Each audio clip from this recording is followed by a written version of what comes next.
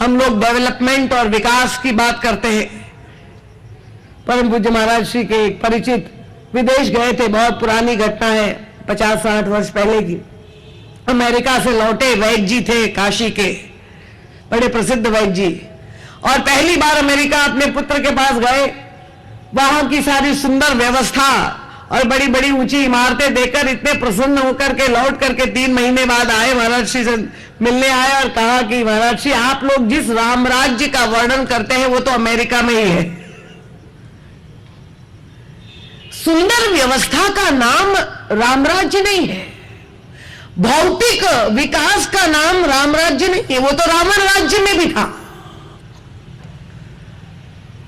नित्य नूतन जहां भारत जाए। महाराज श्री ने वैद्य जी को कहा, भले मानुष, आप राम राज्य छोड़ करके वापस क्यों आ गए, वही रहते। अगर इतनी चकाचौंध भौतिक उपलब्धि को देखकर आपको लगता है कि ये बहुत बड़ी उपलब्धि हो गई, तो राम राज्य नहीं है।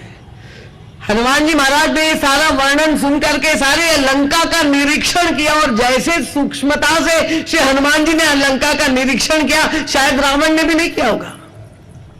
अंदर से, बाहर से, ऊपर से, नीचे से, दिन में, रात में, जिस तरह से श्री हनुमान जी महाराज लंका की सारी रावण की उपलब्धियों को देख रहे,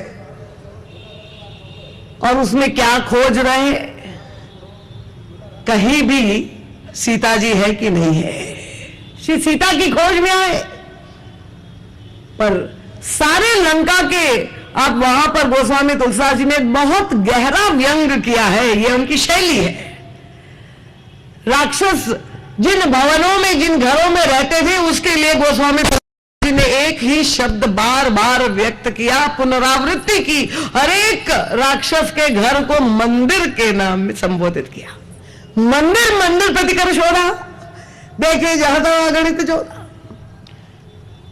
सारे राक्षस मंदिर में रहते थे। आश्चर्य होता है, क्या गोस्वामी तुलसीदास जी जैसा सर्वश्रेष्ठ साहित्यकार, उनके पास शब्दों की कमी पड़ गई थी? पर ये तो सौभाग्य हमारा कि युग तुलसी परम पूज्य महाराज श्री हमारे मध्य में प्रकट हुए, और उन्होंने हमें वो दृष्टि प्रदान की है कि मंदिर शब्द का प्रयोग क्या कोई घर नहीं था, कि नहीं, घर एक था पूरे लंका में। क्या भवन एक पुनि दीख सुहावा, एकमात्र विभीषण घर में रहता था, बाकी सारे राक्षस मंदिर में रहते थे। और फिर हुआ क्या, इन मंदिरों की गति क्या हुई? उनका हमारे भक्ताग्रगण्य, ज्ञानीनाम अग्रगण्य श्री हनुमान जी महाराज ने इन सारे मंदिरों को जला दिया। ये सारे वो प्रश्न हैं जिनके अंतराल में बैठ करके हम अगर समझे, तो समाज में धर्म को लेकर के, मंदिर को लेकर के ये जितने भी युद्ध चल रहे हैं, वो कभी नहीं होते। पर हमने परम पूज्य महाराज के साहित्य को ना समझा है, ना आत्मसात किया है। श्री हनुमान जी महाराज जब लंका के सारे घरों को लंका में आग लगा रहे थे, जला रहे, तो गोस्वामी तुलसीदास जी ने फिर से उसी शब्द का बार प्रयोग किया। जब अवलोकन कर रहे थे तब तो वही मंदिर शब्द का बार बार कहा।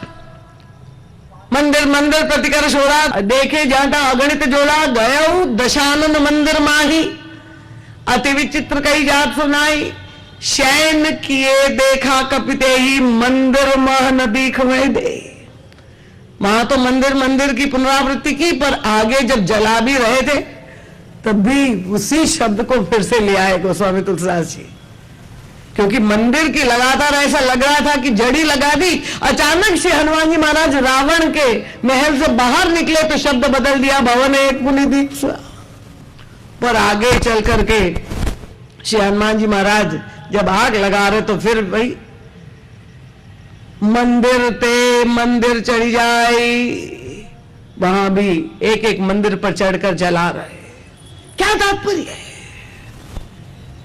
ये क्या बताना चाहते? मंदिर तो वो स्थान है जहां पर सामान्य भाषा में, जहां किसी देवता, हमारे आराध्य इष्ट की हम पूजा करते हैं, वो स्वामी जी कहते हैं मंदिर महन दीख वैदेही। श्री सीता जी का दर्शन कहीं भी नहीं हो रहा है।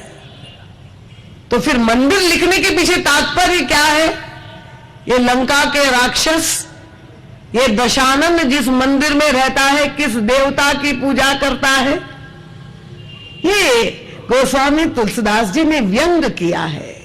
ये दशानन मंदिर है। उनका लंका में दो प्रकार के मंदिर हैं, एक दशानन मंदिर, एक हरि मंदिर। हरि मंदिर वो है जहां हरि की पूजा हो रही है, और दशानन मंदिर में, दशानन मंदिर क्या है समझ गए कि नहीं? महाराज श्री का ये जीवन दर्शन पूरे रामचरितमानस को एक ही शब्द के द्वारा महाराज श्री संदेश दे देते हैं। ये सारी कथा दशरथ और दसमुख की कथा है। पूरी मानस की कथा इनके संपुट में आ जाती।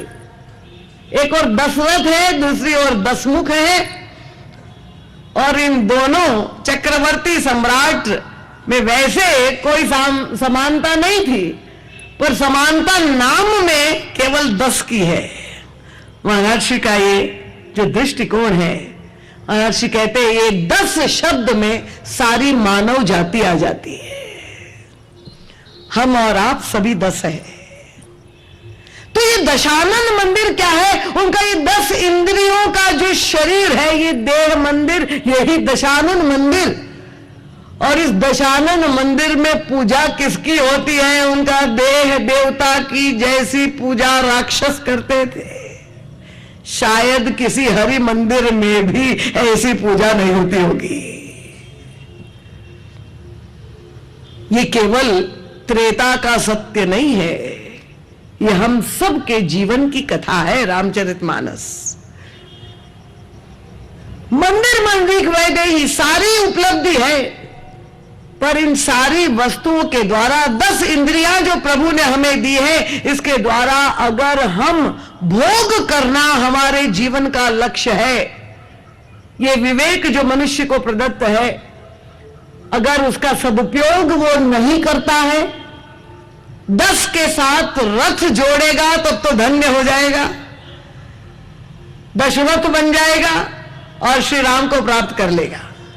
पर 10 को मुख से जोड़ देगा तो 10 इंद्रियों के द्वारा भोग करने में ही जिसका पूरा जीवन व्यतीत हो गया, तो वो बाहर दशरथ रावण को खोजने की आवश्यकता नहीं है। जब हम दर्पण में देखें तो हमें दशानन का दर्शन हो जाएगा। हम प्रसन्न हो जाए दशहरे के दिन रावण का पुतला जला करके, पर रावणत्व क्या है? 10 इंद्रियों से केवल भोग वासना।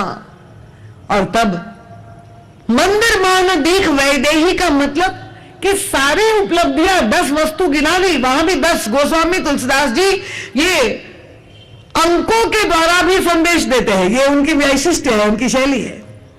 10 और 9 दशरथ जी के नाम में भी 10 है, पर धन्यता दशरथ के जीवन में रामनवमी को आई, राम आ गए। और दशानन के यहां भी राम आए, पर वो विनाश करने के लिए दशहरे के दिन आए। तो 10 वस्तुओं की वृद्धि तो हो रही है लंका में, पर गोस्वामी तुलसीदास जी से पूछा कुछ तो बाकी नहीं रहा। सुख संपत्ति सुत सेन सहाय जय प्रताप बल बुद्धि सफलता किसे कहते? यही वस्तुएं तो हम भी पाना चाहते, वो रावण के पास है। उनका सब कुछ तो लिख दिया, पर शांति का उल्लेख नहीं है।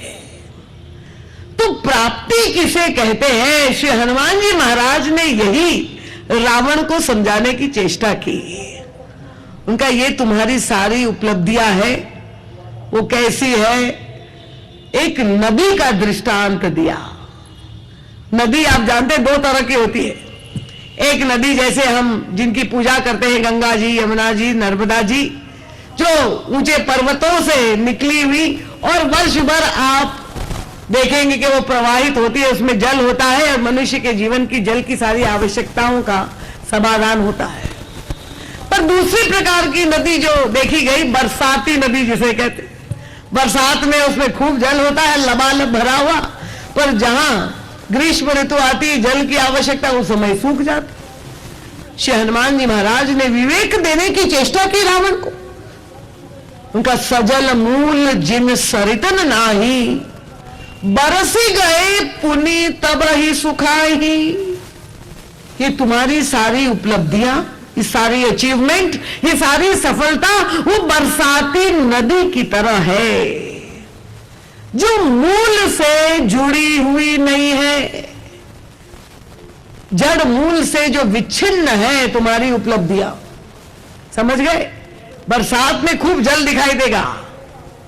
परम पूज्य महाराज श्री के जीवन की ये कथा है। बड़ी महाराज श्री ने एक अनुष्ठान श्री हनुमान जी महाराज का कर रहे थे। एक नदी किनारे, नदी में जल नहीं था, ग्रीष्म ऋतु थी और अनुष्ठान पूर्ण ही होने वाला था। 40 दिन का अनुष्ठान, एक दिन बाकी था और अचानक देखा कि नदी में जल आने लगा। अब बहुत दूर से जल था तो कोई कल्पना नहीं करता, क्योंकि अनुष्ठान को एक दिन ही बचा हुआ था।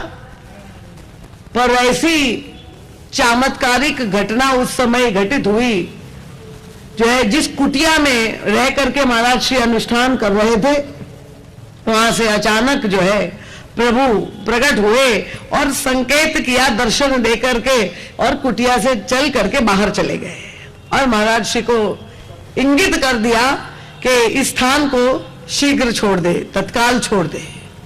और महाराज श्री ने तुरंत ही वो संदेश समझ गए, प्रभु का वो जो था आदेश, और जहां चले गए दूसरे दिन उस स्थान पर वो कोई कुटिया, कोई नामो निशान नहीं था।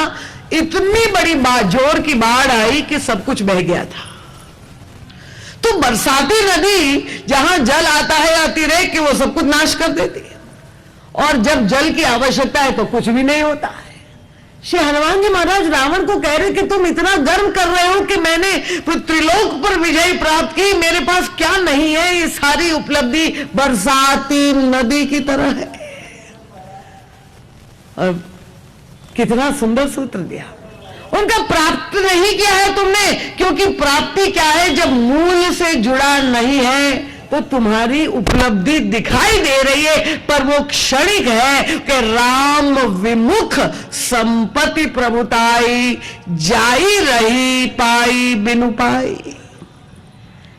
सब वस्तु, जितना ईश्वर, जितना सुख, संपत्ति, सफलता का जो मूल है वो तो ईश्वर है। अगर ईश्वर से नाता नहीं जुड़ा हुआ है और तुम्हारे जीवन में ये सारी प्राप्ति है, वो सब क्षणिक है, आज है और कल नहीं रहेगी। तो प्राप्ति, अगर सही अर्थों में सफलता प्राप्त करनी है तो उसका मार्ग क्या है?